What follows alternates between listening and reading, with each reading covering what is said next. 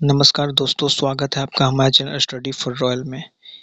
ये बिहार में जो भी टीचर बनने जा रहे हैं उसके लिए बहुत बड़ी खुशखबरी है, क्योंकि बिहार लोक सेवा आयोग, जैसा कि हम लोग जान रहे थे कि अब बीपीएससी के माध्यम से ही टीचर की बहाली होगी, जिसका नोटिफिकेशन आज जारी कर दिया गया है। ये 16 पेज की पीडीएफ है। तो चलिए इसमें हम लोग एक-एक करके सारे टर्म कंडीशन को देखते हैं। तो इसमें कहा जा रहा है कि कुल सीट होगा 1,70,461 पदों की नियुक्ति होगी और बीपीएससी के साइट पर ये ऑनलाइन आवेदन लिया जाएगा। और इसमें देखिए कोटिवार सबका अलग-अलग विद्यालय, जैसे प्राथमिक विद्यालय हुआ, माध्यमिक विद्यालय हुआ, फिर उच्च विद्यालय हुआ, सबका अलग-अलग कोटिवार दिया गया है। सीटों की संख्या, किसमें कितना सीट है, इसका पीडीएफ हमारे टेलीग्राम का जो चैनल है स्टडी फॉर रॉयल, उसमें डाल दिया जाएगा, जहां से आप लोग पीडीएफ पढ़ सकते हैं। हम लोग इसका मेन की पॉइंट देखते हैं, क्योंकि ज़्यादा अगर हम लोग डिटेल में जाते हैं तो ये वीडियो लेंदी भी हो जाएगा, ज़्यादा बड़ा भी हो जाएगा। बस हम लोग को की पॉइंट देखते हुए निकल जाना है। तो देखिए इसमें लिख रहा है कि प्राथमिक विद्यालय की मूल कोटि वर्ग 1 से 5 तक के अध्यापकों के लिए क्या होगा, विद्यालय अध्यापक बनेंगे और राजपत्रित, मतलब सरकारी मान्यता प्राप्त ही रहेंगे, ठीक है, लेकिन नॉन गस्टेड रहेंगे। गस्टेड अफसर होता है कि नॉन गस्टेड, जिसका साइन का हर जगह वैल्यू गस्टेड अफसर और नॉन गस्टेड कहलाएंगे। और इनका वेतन होगा 25,000 और अस्थाई एवं नई पेंशन योजना के अनुसार रहेगा ये। और इसमें बोला जा रहा है कि योगदान की तिथि से 2 वर्ष की अवधि परीक्षा मान अवधि मानी जाएगी एवं परिवीक्षा अवधि संतोषजनक नहीं पाए जाने पर 1 साल का और विस्तार दिया जाएगा। उसी तरह माध्यमिक विद्यालय को 9 से 10 तक के अध्यापकों के लिए रिक्तियां निकली हुई है, इसमें भी सेम चीज़ है। अराजपत्रित, नॉन गेस्टेड, और वेतन यहाँ 31,000 दिया गया है। और ये भी अस्थायी नई पेंशन योजना के अनुसार है, इसमें भी सेम चीज़ है कि 2 वर्ष का ट्रेनिंग पीरियड रहेगा और उसमें अगर संतोषजनक नहीं पाया गया तो 1 वर्ष का और एक्स्ट्रा दिया जाएगा। उसके बाद हम लोग देखते हैं उच्च माध्यमिक विद्यालय 11-12 तक के अध्यापकों के लिए, यहाँ भी रिक्ति की संख्या दिया गया है अलग-अलग कोटिवार। तो इसमें भी दिया गया है कि ये भी अराजपत्रित रहेंगे। इसमें 32,000 प्रति माह वेतन है। ये भी अस्थायी नई पेंशन योजना के अनुसार है। यहाँ भी सेम चीज़ है कि योगदान की तिथि से 2 वर्ष की अवधि परीक्षेमान अवधि मानी जाएगी और संतोषजनक नहीं पाए जाने पर 1 साल का विस्तार दिया जाएगा।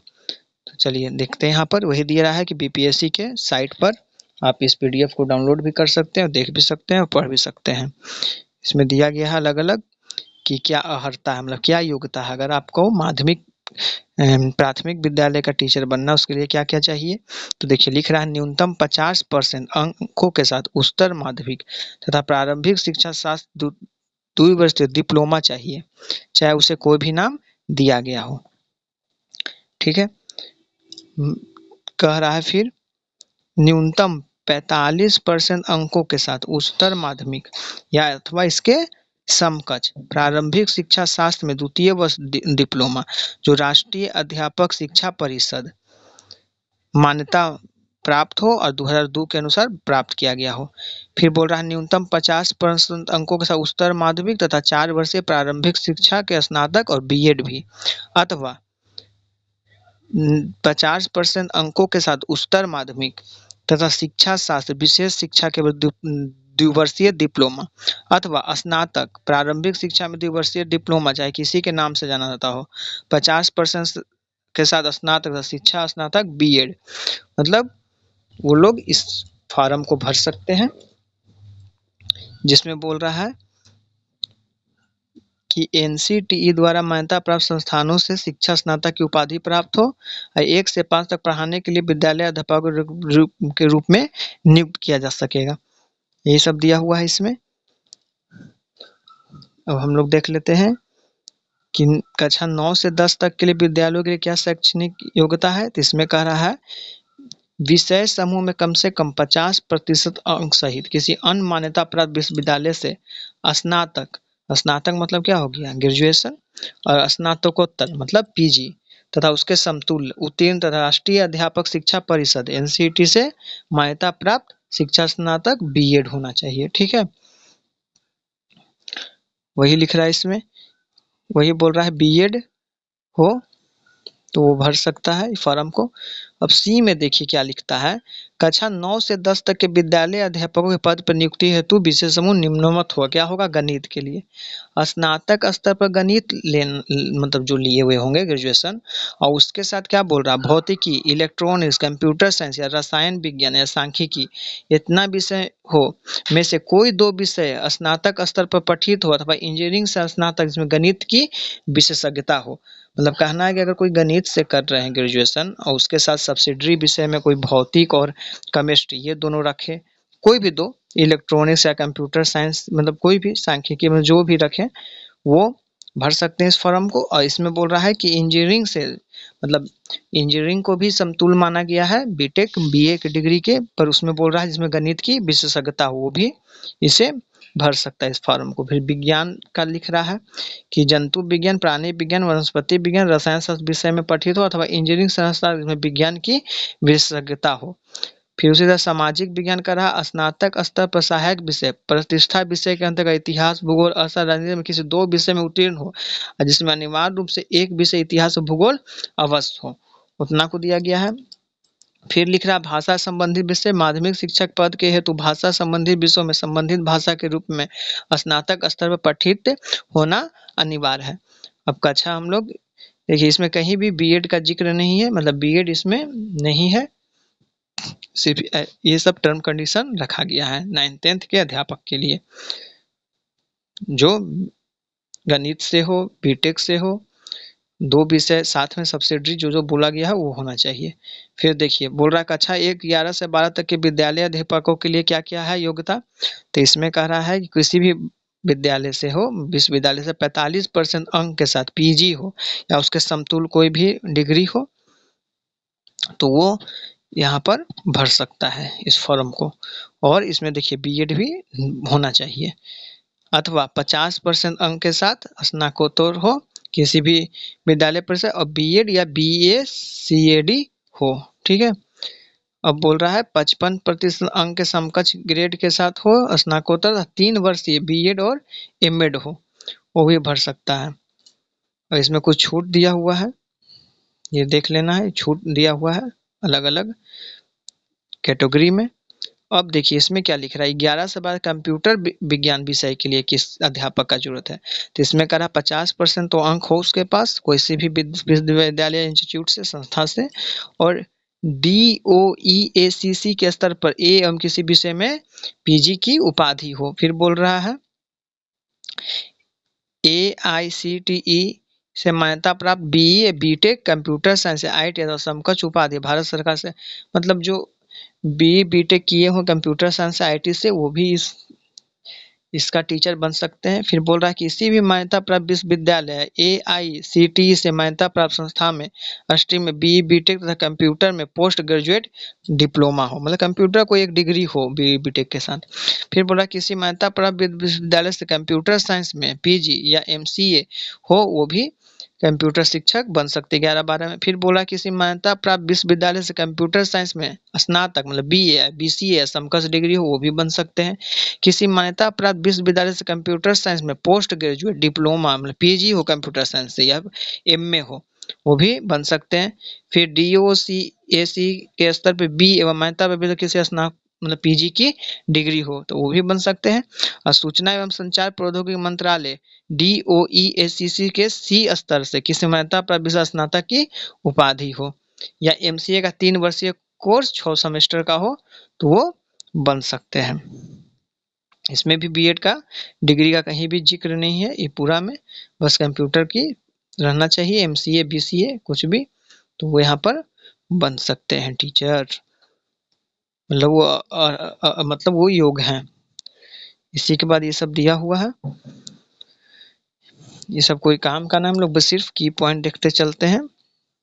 फिर आयु सीमा दिखा हुआ है, देख लेना है कि हम लोग किस कहाँ तक का है। तो देखिए अधिकतम आयु पुरुषों के लिए 37 वर्ष है, पिछड़ा वर्ग अत्यंत पिछड़ा वर्ग वर्ग महिला के लिए 40 वर्ष है, एससी एसटी के लिए महिला पुरुष 42 वर्ष का छूट दिया गया है।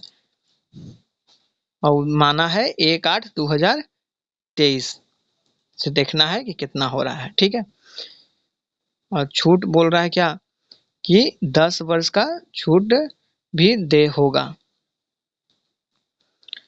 अब देखते हैं हम लोग पैटर्न बोल दिया गया है। अतुल प्रसाद जो है बीपीएससी के अभी चेयरमैन, वो बोल दिए हैं कि इसका जो एग्जाम होगा वो भाषा का होगा। भाषा में बोल रहे हैं कि प्रश्नों की संख्या 100 होगी, जिसमें भाग 1 में 25 और भाग 2 में 75 रहेगा। 2 घंटा का एग्जाम होगा। कुल अंक 100 होगा, 25 और 75 का। और बोल रहा है ये पत्र 2 भाग में होगा, भाग 1 भाग 2। भाग 1 में अंग्रेजी भाषा सभी के लिए कॉमन होगा, भाग 2 में हिंदी रखिए, उर्दू रखिए, बांग्ला रखिए, तीनों में से कोई एक भाषा का चुनाव करना होगा। और इस पत्र का हर तक दोनों भाग को मिलाकर, मतलब दोनों 25 और 75 को मिलाकर कम से कम 30% लाना अनिवार्य, लेकिन इसमें कोई नेगेटिव मार्किंग नहीं होगा। वहीं दूसरा सामान्य अध्ययन पेपर जो 120 नंबर का 2 घंटे का 120 नंबर का होगा। और इसमें बोल दिया गया है कि जितना भी हम क्वेश्चन पूछेंगे जीके जीएस का, वो सब एनसीईआरटी बेस्ड रहेगा। तो बहुत ज़रूरी है कि एनसीईआरटी पर आप लोग ध्यान दें। और इसके लिए हमारा चैनल जो है NCERT topic wise set practice से ले आया है। और हम लोग इससे सीरीज को लगातार करेंगे, क्योंकि उसमें एनसीईआरटी से ही रिलेटेड जो भी क्वेश्चन बना है उसको उसमें करवाया गया है, जिसमें हम लोग एक दिन आर्ट्स सब्जेक्ट एक दिन साइंस सब्जेक्ट को डाल रहे हैं। तो आप लोग उससे वीडियो को ज़रूर देखें। उसका लिंक, उसका प्लेलिस्ट का लिंक मैं इस वीडियो के डिस्क्रिप्शन में ज़रूर दे दूंगा। तो इसमें कह रहा है कि गणित रहेगा, मानसिक क्षमता मतलब रीजनिंग रहेगा, और सामान्य विज्ञान, सामाजिक विज्ञान मतलब भूगोल, मतलब जीके जीएस टोटल रहेगा। ठीक है, इसको देख लेना है। अब विषय एवं समान 120 2 घंटा 120। और ये भी बोल रहा है कि 9 से 10 के लिए भी वही चीज़ है, जिसमें बोल रहा है 80-40 का रहेगा, भाग 1 भाग 2। और एनसीईआरटी से संबंधित ही सब प्रश्न पूछे जाएंगे। और विषयवार जो बोल रहा है समान अध्ययन, ये भी 80-40 120 का रहेगा। इसमें भी भाग 1 और भाग 2 रहेगा 80-40 में। इसमें हिंदी, उर्दू, बांग्ला, मैथिली, मगही और जीके जीएस सब रहेगा। और भाग 2 में गणित, जागरूकता, समान, जीके जीएस सब रहेगा। मतलब एक तरह से आपको एनसीईआरटी पर ध्यान देना है। और इसमें बोल दिया है कोई भी साक्षात्कार में इंटरव्यू नहीं होगा, लिखित परीक्षा जो एमसीक्यू लेवल का होगा उसी से आप लोग का अर्हता तय किया जाएगा, उसी से आप लोग का मेगा सूची तय किया जाएगा, रिजल्ट तय किया जाएगा। और इसमें बताया गया है किस तरह से आप लोग को आवेदन देना है। इस वेबसाइट पर जाना है, बीपीएससी की वेबसाइट पर, वहाँ पे आपको आवेदन देना है। और